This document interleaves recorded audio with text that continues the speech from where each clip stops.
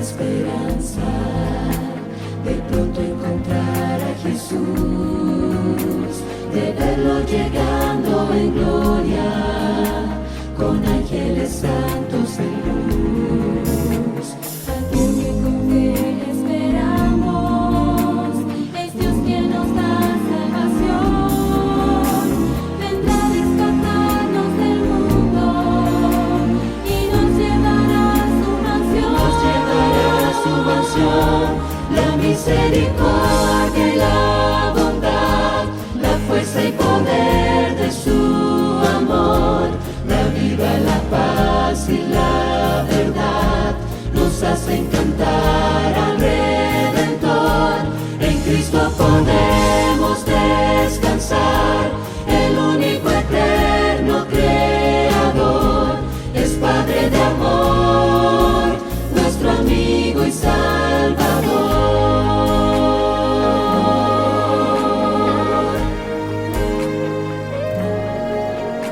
Soñamos que un día podremos andar y vivir con Jesús, besar esas manos preciosas, marcadas por mí en la cruz. Jesús volverá sin demora, un día así prometió, vendrá a rescatar a su pueblo, por quien se entregó y murió. La misericordia y la bondad, la fuerza y poder de su amor, la vida, la paz y la verdad, nos hacen cantar al Redentor. En Cristo podremos descansar, el único eterno Creador, es Padre de amor, nuestro amigo y Salvador.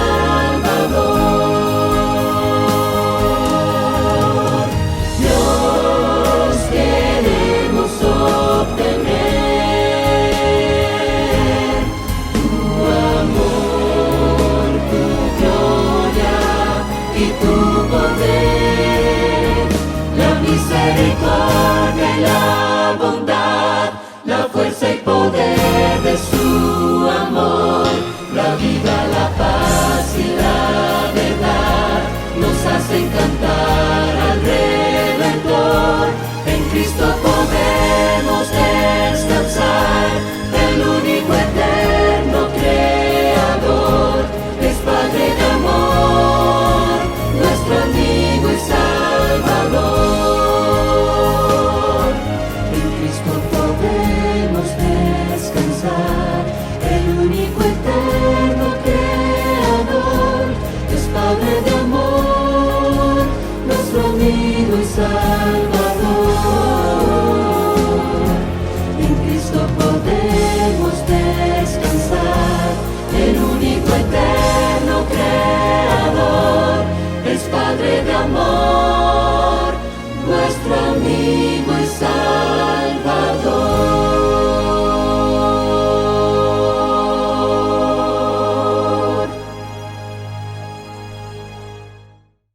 Saludos apreciados, ¿cómo están ustedes en esta noche? Qué bueno que estén acompañándonos y cada noche Dios dirigiendo a su pueblo para que podamos crecer no solamente en conocimiento, sino también espiritualmente. En esta oportunidad, el pastor René Dupertuis, Atilio René Dupertuis, quien fue profesor en Andrews University, nos acompañará con un interesante tema, el conflicto cristológico en la iglesia adventista. Para comenzar entonces, para escuchar la palabra de Dios, les invito a tener una palabra de oración. Dios eterno, Padre celestial, estamos ante tu presencia en esta hora, esperando que tú ilumines nuestras mentes y nuestros corazones y dirijas al pastor Dupertuis. En el nombre sagrado de Cristo Jesús. Amén, Señor.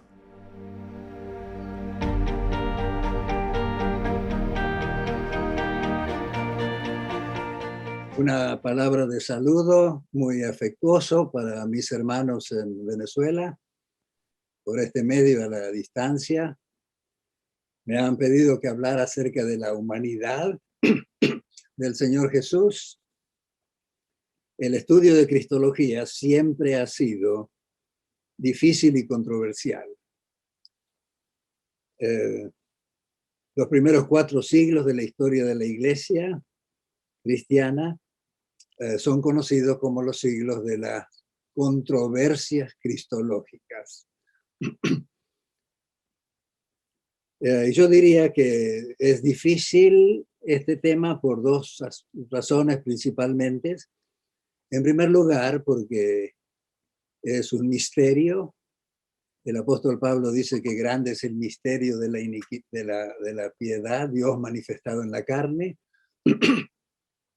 La encarnación del Señor Jesús es algo sobrenatural que no podemos explicar.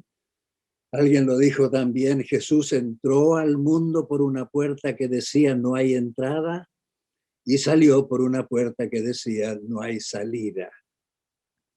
Su nacimiento y su resurrección no tienen explicación humana. Y por lo tanto es un peligro aplicar lógica humana a lo sobrenatural y hacer comparaciones con lo conocido. Y en segundo lugar, porque el Nuevo Testamento no da mucha información en cuanto al Señor Jesús. Hace algunas declaraciones asombrosas, que fue concebido por el Espíritu Santo, que nació de una virgen, que vivió haciendo bienes, murió crucificado un viernes de tarde y resucitó el domingo por la mañana. Ha sido también este tema bastante difícil para nosotros en la Iglesia Adventista, especialmente en lo que tiene que ver con la naturaleza humana del Señor Jesús. ¿Tomó Jesús la naturaleza de Adán antes de la caída o después de la caída?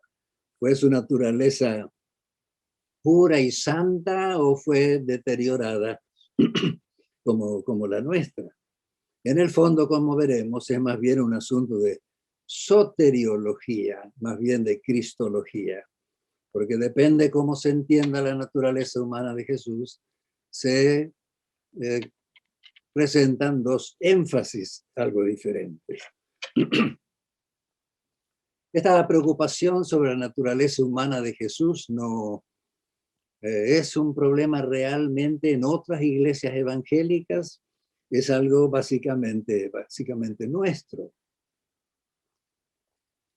Y si yo preguntara por qué es algo que tenemos nosotros en forma particular, diría que para poder entenderlo tenemos que dar un vistazo a nuestra historia. Nosotros comenzamos en el siglo XIX con una cristología defectuosa.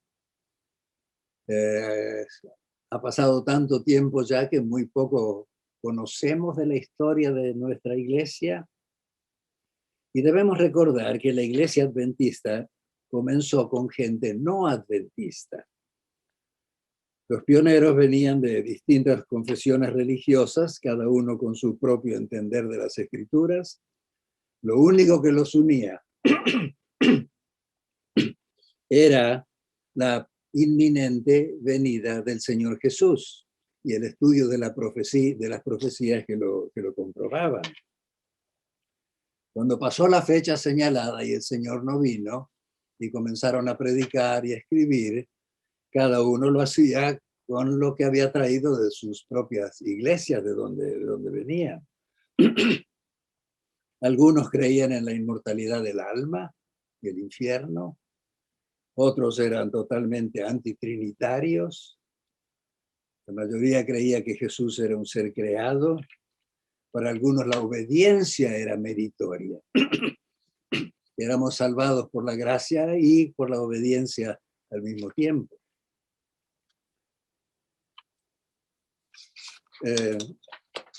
En la enciclopedia adventista hay un pequeño párrafo que yo quisiera leer sobre este asunto. Algunos de los pioneros adventistas del séptimo día, como Jaime White, José Bates, por ejemplo, habían sido anteriormente miembros de la Conexión Cristiana, Una iglesia que en tiempos que tenía ciertas ideas arrianas con respecto a la naturaleza de Cristo. Al hacerse adventistas del séptimo día, ellos tuvieron esta creencia, la cual encontró expresión en sus escritos. Y como el grupo era pequeño y estos hermanos eran tan respetados, lo que ellos escribían y predicaban era aceptado como la verdad. Dos de los tres fundadores de la iglesia adventista, Jaime Huay y José Beis, eran miembros, decíamos, de la Conexión Cristiana y tenían bases arrianas. ¿Qué es el arrianismo? Un obispo en el siglo IV de la era cristiana sacudió bastante el cristianismo tratando de explicar algo en cuanto a la naturaleza de Jesús, y había tres fundamentos en cuanto a su teología. Era totalmente antitrinitario, no podía haber más que un solo Dios y Jesús no podía ser Dios, y por lo tanto Jesús, el pilar número 2, Jesús era un ser creado. Y número 3, la misión de Jesús fue no tanto redentora, sino ejemplar. Vino a darnos ejemplo. Y si él, siendo una criatura, pudo vivir en perfecta armonía con la voluntad de Dios, ese era el plan de Dios para todo aquel que quisiera encontrar la salvación. Por las primeras 4 décadas, en gran parte, estas tres pilares eran más bien lo que sostenía también la teología que se iba desarrollando. En el año 1845, poco después del chasco, Jaime White escribió que no hay un solo texto en la Biblia que ayude para pensar que hay una Trinidad. Un poco más tarde escribió que es absurdo creer en la Trinidad. La mayoría de ellos también creía, por supuesto, que siendo que no era Dios, era un ser creado, que fue el primer ser creado. Uno de ellos, muy conocido, Tal Prescott, dijo, Jesús tuvo 2 nacimientos, uno en la eternidad, cuando fue creado, y otro en la carne. No es de sorprender, decía que durante las primeras 4 décadas, nuestra teología fue bastante basada en la obediencia. Apocalipsis 14:12 era el texto clave para ese tiempo. No, la gracia cubría el pasado y el presente era asunto de la obediencia de cada individuo. Voy a leer algo que escribió el conocido editor de la revista adventista por muchos años en aquel entonces, Uriah Smith. Dice, el plan de la salvación tiene por objeto colocar a cada individuo de la familia humana bajo su propia responsabilidad en lo que tiene que ver con su destino futuro. Cristo murió para proveer un medio para el perdón del pecado de Adán, pero ahora cada uno depende de sus méritos. Todo el objeto de la obra de Cristo por nosotros es traernos otra vez a la ley. Hay una justicia que nosotros debemos tener para poder ver la vida, el reino de Dios, la cual se llama nuestra justicia.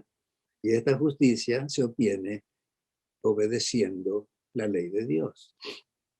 Otro de ellos, conocido también, Ballinger, permítame repetir, lector, que no quiero que quede la impresión de que le estoy restando importancia a la obligación de amar a Cristo. Voy a definir otra vez mi posición. Y escuchen bien. Para hacer satisfacción por los pecados pasados, la fe es todo, pero el deber presente es tarea nuestra.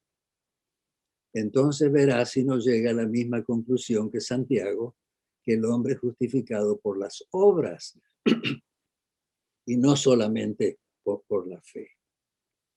O sea, esa fue la situación. Y yo debiera decir esto, no es una crítica de Iglesia a nuestros hermanos pioneros. Es admirable cómo ellos fueron aprendiendo y aceptando y creciendo al punto que tenemos hoy las doctrinas que nosotros tenemos. Evidentemente Dios fue guiando, los tomó donde ellos estaban y fue guiando y todavía nos sigue guiando a nosotros hoy. ¿Qué dice la Escritura en cuanto a este tema de la naturaleza humana del Señor Jesús? Y yo estoy consciente que es posible que entre los hermanos y amigos que me escuchan que se encuentren las dos ideas.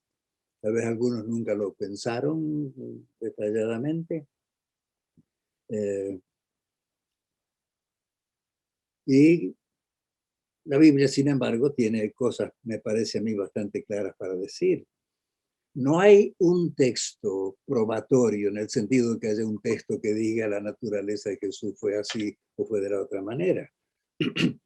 Hay un pensamiento en el libro El Camino a Cristo que a mí me ha ayudado bastante a entender algunas de estas cosas, donde ella dice, nuestra fe debe reposar sobre evidencias, no demostraciones. No hay un solo texto que lo demuestre, pero yo entendería que hay muchas evidencias en la Biblia que nos orientan. Tal vez empezando con el Antiguo Testamento, en el Edén donde todo comenzó. Dios siempre se relaciona con sus hijos mediante un pacto, aunque la palabra pacto no esté presente. Con Adán y Eva, cuando los creó, hizo un pacto, un arreglo, que estaba basado en la obediencia. Debían no comer de un árbol que Dios le había dicho que no comieran de él. Adán y Eva evidentemente podían obedecer perfectamente la voluntad de Dios porque ellos eran perfectos. Todo lo que Dios creó era bueno en gran manera, nos dice la Escritura. Cuando pecaron, Dios hizo un nuevo plan, un nuevo pacto con ellos, no ya basado en la obediencia. Y yo me pregunto, ¿por qué no? ¿Por qué no hizo el plan de decirle, mira, Adán, tú fallaste, si puedes vivir ahora 10 años, 20 años, 50, obedeciendo perfectamente mi voluntad, yo te voy a abrir las puertas del Edén? Sencillamente no pudo hacerlo porque un ser caído, pecaminoso, no puede obedecer perfectamente una ley santa. Por lo tanto, el plan que hizo Dios estaba basado sencillamente en la introducción de un sustituto que vendría para hacer lo que Adán jamás hubiera podido hacer.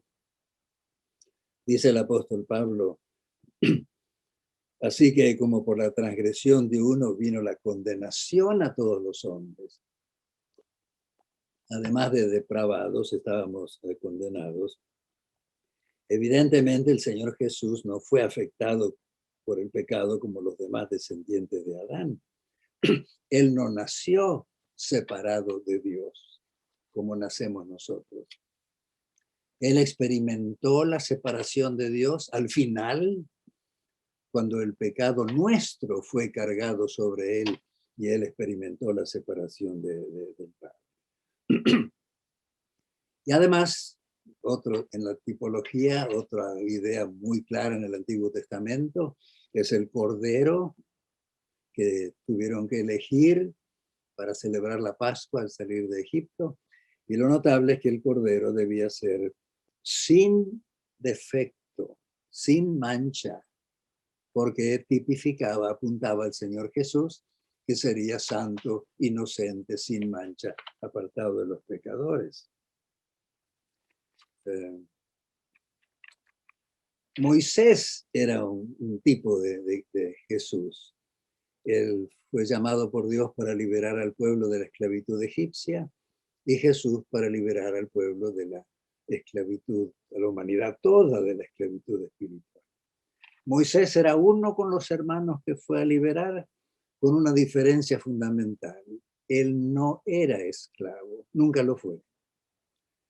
El Señor Jesús también era en todo semejante a los hermanos que vino a redimir, pero él nunca fue esclavo del pecado. Él siempre fue el Hijo de Dios,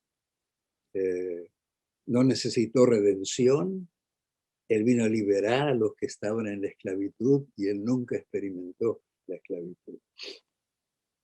Pero ¿qué evidencias podemos encontrar en el Nuevo Testamento? Decía ya hace un momento que no hay ningún texto específico, y sin embargo hay una cantidad de textos que nos ayudan, nos orientan, me parece a mí, a entender este tema. Así que yo quisiera leer algunos de esos textos, y a lo mejor ustedes quisieran tomar nota de ellos, sin comentarlos mucho, porque en sí mismo me parece que son bastante claros. Por ejemplo, Lucas capítulo 1, versículo 35, cuando el ángel le anunció a María el nacimiento que vendría a través de ella, le dijo: el santo ser que nacerá de ti será llamado Hijo de Dios. Santo ser. La señora Juárez dice también que esas palabras no se aplican a ningún ser humano, sino solamente al Hijo de Dios, libre de toda mancha de pecado, porque un ser pecaminoso no puede lograr la reconciliación por nosotros. Cristo vino en forma que podría lograr. Juan 1:29. Juan el Bautista dice: he aquí el Cordero de Dios que quita el pecado del mundo, simbolizado en el Cordero que ya mencionamos, que fue sacrificado en la Pascua para librarlos de la esclavitud. Primera Pedro 1:19. Sino con la sangre preciosa de Cristo, como de un cordero sin mancha y sin defecto. Él había estado con Jesús bastante tiempo y es admirable lo que él nos dice. Hebreos 7:26 y 27.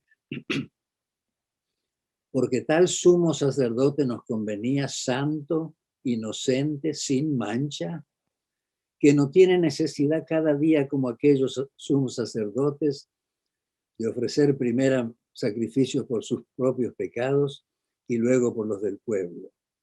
Esto lo hizo una sola vez, ofreciéndose a sí mismo. Santo, inocente, no culpable, sin mancha.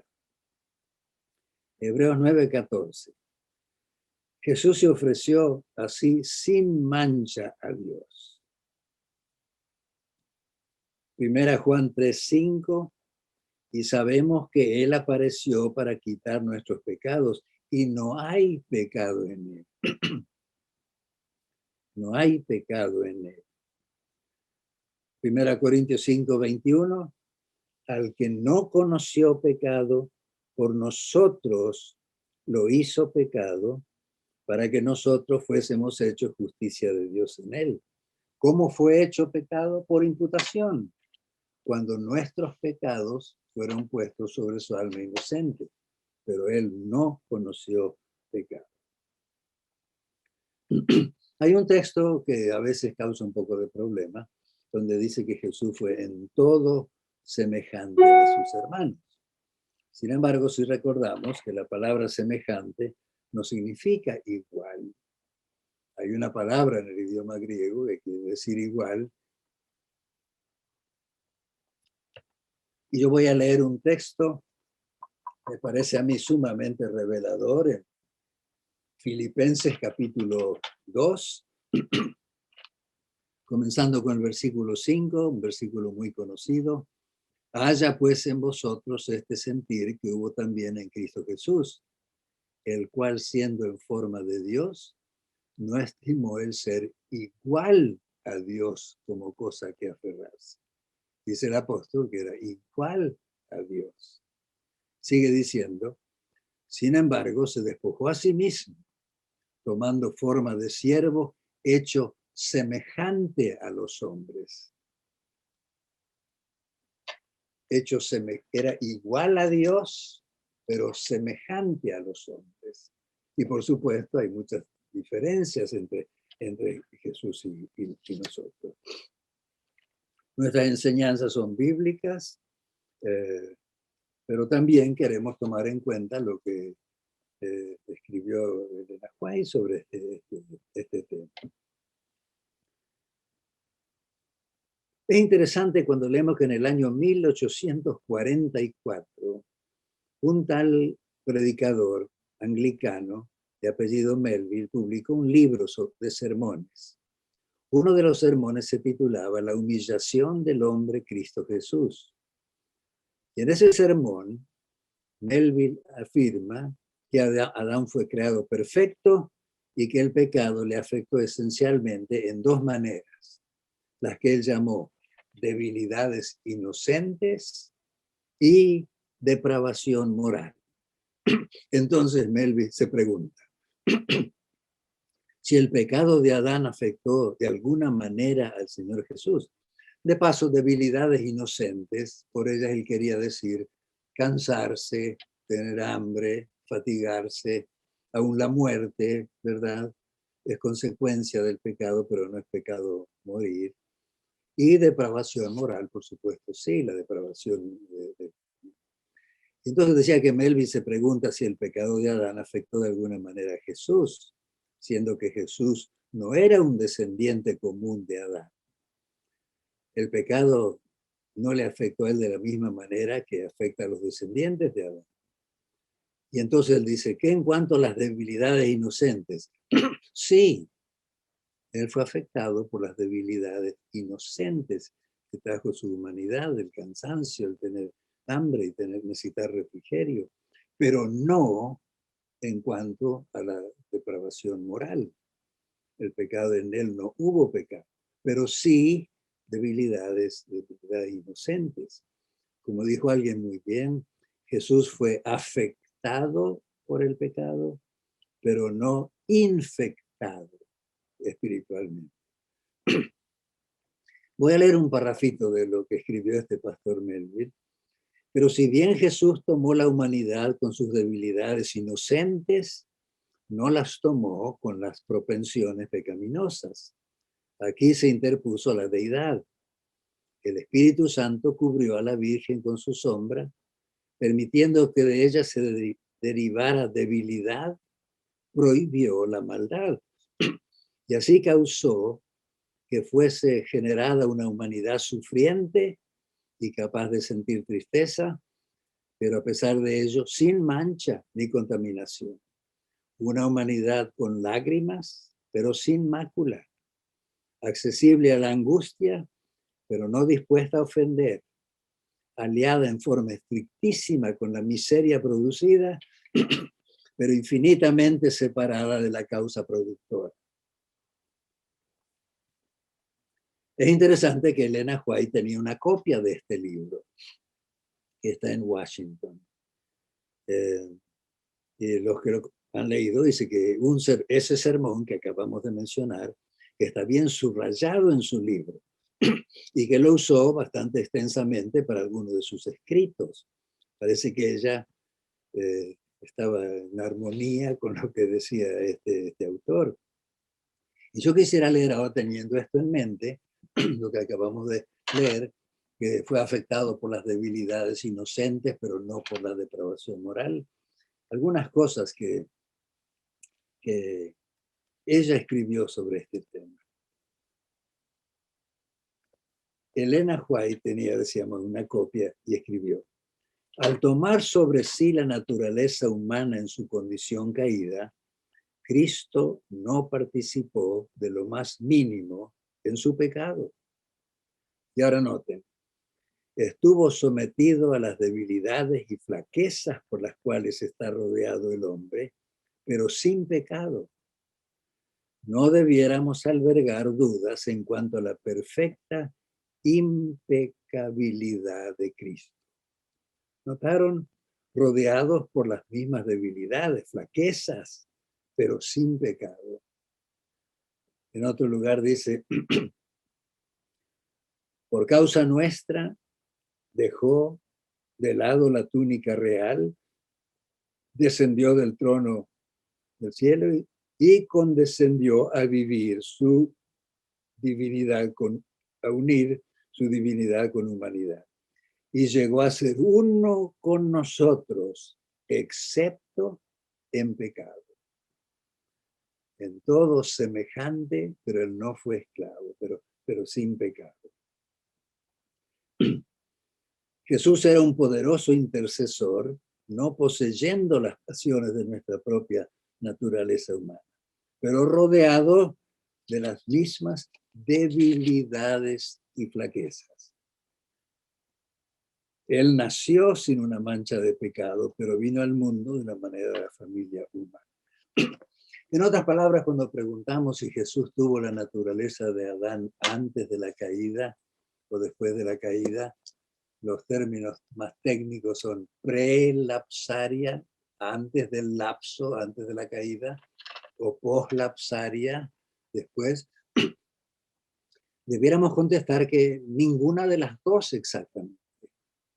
No era igual que la de Adán antes de la caída, porque Jesús tenía debilidades inocentes que Adán no tenía antes del pecado. No era igual a la naturaleza de Adán después de la caída, porque a pesar de que tenía debilidades inocentes, no tenía propensiones, tendencias al mal. Era en todo semejante a los hermanos, pero sin pecado. En 1895 ella escribió una carta que también muy reveladora, un pastor que estaba por allí en Australia. Dice así: no sabemos bien qué estaba enseñando este pastor que estaba predicando, pero ella escribió: debe ser cuidadoso, extremadamente cuidadoso al tratar sobre la naturaleza humana de Cristo. No lo presente delante de la gente con un hombre con propensiones al pecado. Él es el segundo Adán. El primer Adán fue creado puro, un ser sin pecado, sin una mancha de pecado sobre él. Era la imagen de Dios, podía pecar y cayó en transgresión. Por causa del pecado, su posteridad nació con propensiones inherentes a la desobediencia. Pero Jesús es el unigénito de Dios. Tomó la naturaleza humana y fue tentado en todo, punto como la naturaleza humana es tentada, podía haber pecado. Pero ni siquiera por un momento hubo en él una propensión pecaminosa. Al tomar la naturaleza, sobre sí la naturaleza humana en su condición caída, Cristo no participó en lo más mínimo en su pecado. Y entonces quisiera leer todavía un párrafo del libro nuestro, Las creencias de los adventistas del séptimo día, el capítulo 4 de ese libro, y yo les recomendaría leerlo. Es un capítulo muy claro, hermoso, muy clara la enseñanza. Se titula Dios el Hijo y habla sobre estas cosas que estamos hablando. Y yo voy a leer un parrafito, algunas ideas nomás de ese capítulo, que es lo que yo entiendo que la Iglesia entiende, aunque no haya un texto exacto que diga, hay suficientes evidencias para entender que Jesús vino como Cordero de Dios, santo, sin mancha, apartado de los pecadores. Así que leo lo que dice nuestro libro, Las 28 creencias fundamentales. Dice así: Jesús tomó sobre sí nuestra naturaleza con todas sus debilidades, pero se mantuvo libre de la corrupción heredada y de la depravación y la práctica del pecado. No poseía propensiones ni inclinaciones al mal, ni siquiera pasiones pecaminosas. A diferencia de la humanidad caída, la naturaleza espiritual de Jesús era pura y santa. Nunca se halló en él ninguna inclinación al mal. En mi libro está en la página, esto que leí en la página 56. Decía hace un momento que a veces la preocupación con la naturaleza humana de Jesús no es tanto un asunto de cristología, sino de soteriología. Porque la manera como entendamos su naturaleza afecta cómo entendemos la manera que nos salva. Decíamos que Arrio, que tenía un Cristo minimizado, creado igual que nosotros, para él la obediencia era la clave para la salvación. Él no hablaba mucho de la gracia, no hablaba mucho, tal vez nada de la gracia, porque así como Jesús pudo obedecer perfectamente, estando limitado como nosotros también podemos. Así que los énfasis son diferentes. Jesús vino como sustituto y como ejemplo, por supuesto. Tomó nuestro lugar, pagó nuestra deuda en la cruz, y sin embargo, una vez que le aceptamos como nuestro Salvador, Él, por supuesto, es también nuestro ejemplo. Y sin embargo, nuestra salvación no es por imitación, es por la gracia de Dios. Pero hoy, como dice nuestro himno, imitar a Jesús ha de ser mi afán. Nunca vamos a poder duplicar su vida, y sin embargo estamos llamados a reflejarla por la gracia de Dios lo mejor posible. El Señor Jesús es el camino, la verdad y la vida. Nadie viene al Padre sin por Él. Que por la gracia de Dios podamos creer, vivir las enseñanzas del Maestro y aceptar por su gracia lo que Él hizo por nosotros mediante su vida y mediante su muerte. Bendiciones para todos. Qué interesante tema el de esta noche, que sé que nos dejó reflexionando a cada uno de nosotros. Y pueden surgir dudas, inquietudes, sí. Usted las puede anotar, las puede enviar a través del chat y se le dará su respuesta entonces el día sábado, cualquier inquietud que pueda surgir. Así que en esta noche le damos gracias a Dios y al instrumento utilizado por Él por haber trazado su palabra. Vamos a orar entonces y nos despedimos hasta el día de mañana para continuar disfrutando de este Congreso de Cristología. Oremos. Dios eterno, Padre celestial, gracias por tu mensaje. Ayúdanos a reflexionar, ayúdanos a que las cosas que no entendamos las podamos dejar allí, pero las que tú nos has revelado las atesoremos en nuestras mentes y nuestros corazones. Bendiciones que te pedimos en el nombre de Jesús. Amén.